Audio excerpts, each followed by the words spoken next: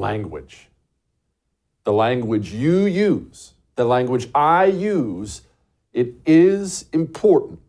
Remember this. Remember, the communist, because he's always spreading his demonic religion, he's always planning, always plotting.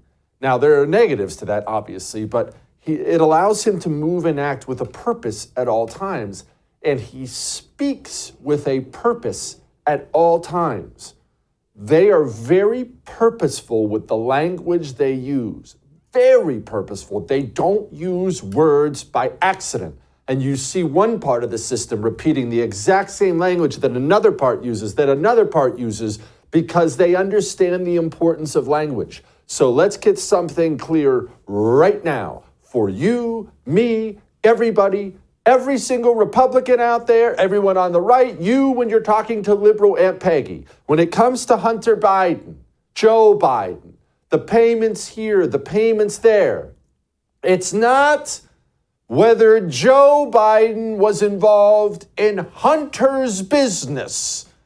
Hunter Biden is a 50-some-year-old crackhead, prostitute-addicted loser with no skills and no power and nothing to sell at all. Hunter Biden does not have a business. There's no Hunter Biden business. It's Joe Biden's business.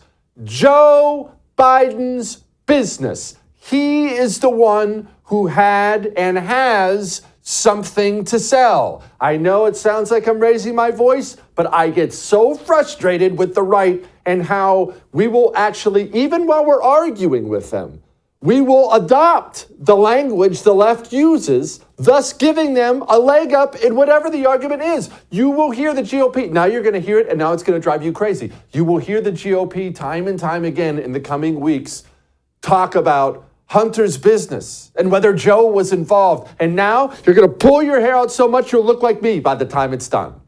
It's Joe Biden's business. Hunter was the bag man. Joe Biden was the big cheese. Joe Biden was the one with something to sell. Now what happened today? Well, Hunter Biden got in trouble. Joe Biden is in serious trouble. Impeachment inquiry is a go. Are they going to actually end up impeaching him in the House? Probably not. Remember, we had a 4-seat majority. Then we kicked out George Santos. Then we had a congressman retire. Then another congressman retire. Now that's a 1-seat majority.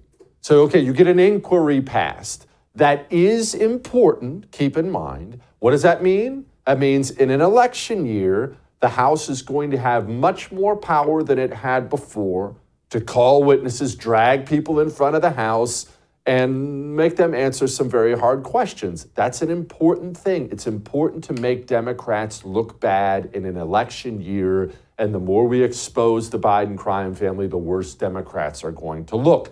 There's a benefit there. It's not as if it's nothing. There's a benefit in having an impeachment inquiry.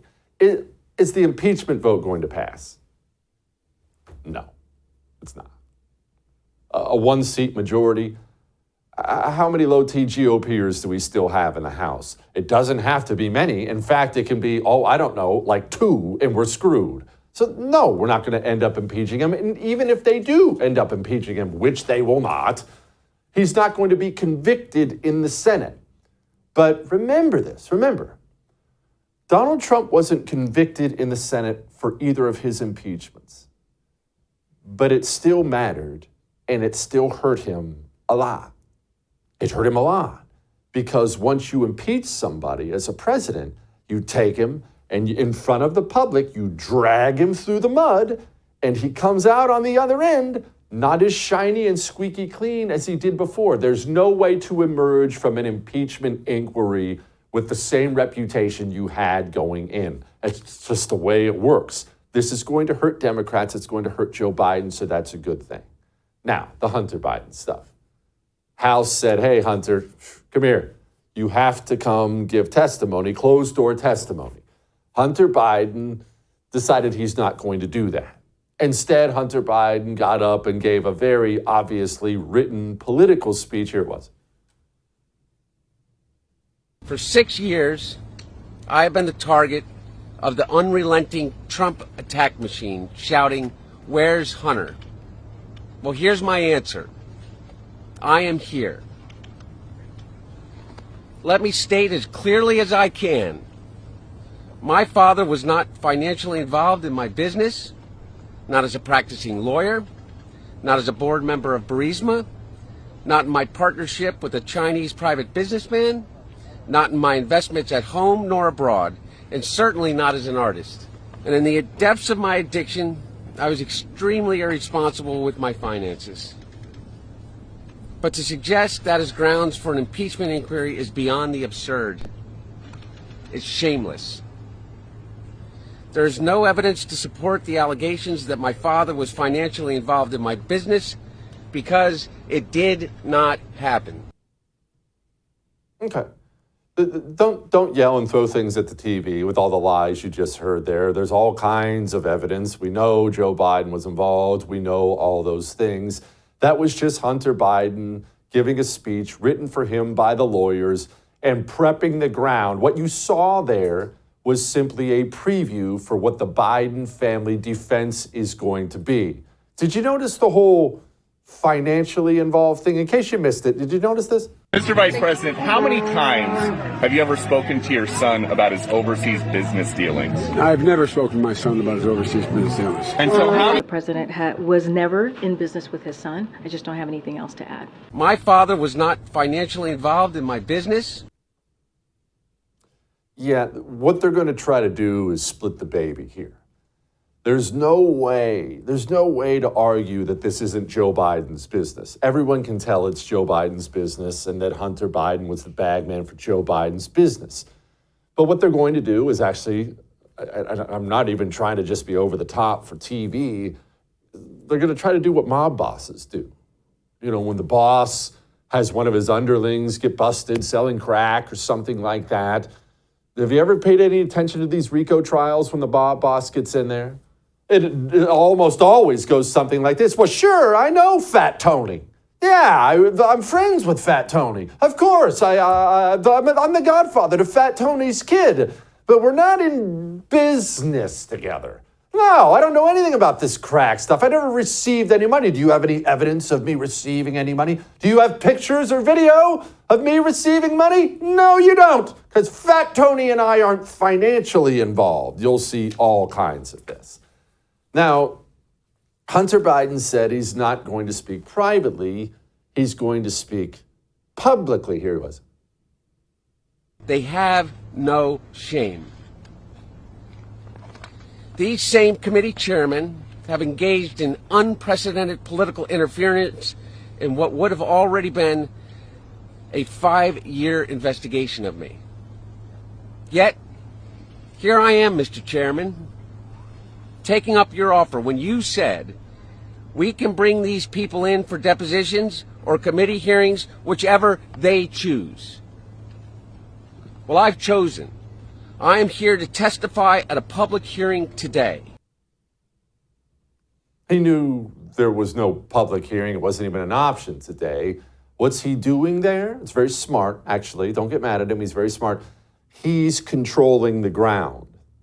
You see, if you walk into that closed-door meeting the House was going to have with you, this was all going to be official. It was all going to be recorded. You were going to be forced to answer some very difficult questions. You don't walk into your enemy's territory and subject yourself to his questions. That's like something the GOP would do. Hunter Biden is a Democrat. He's much smarter than that. He chooses the ground. So he doesn't walk in there to their private hearing. He stands out there, he gives a speech, tries to clean up his name. Okay. Now, where's it going to go from here? They're going to lie. They're going to lie. They'll give enough lies that the low-T GOP won't be able to convict. But the lies aren't going to be that convincing. It's going to be a whole lot of, well, you saw this today from AOC. That not only is the committee not allowing Hunter Biden to testify publicly, but they have not called a single witness, a single first-hand witness to any of their allegations. They haven't allowed anybody to testify publicly because they do not have a single witness to any of their alleged allegations. They don't. They're alleged allegations. Sorry. Anyway, of course we do. Again, these things are known. Tony Bobulinski, Devin Archer. We have texts, emails, we have checks. There's an overwhelming amount of evidence. If this was a normal trial, Joe Biden would be convicted and so would Hunter.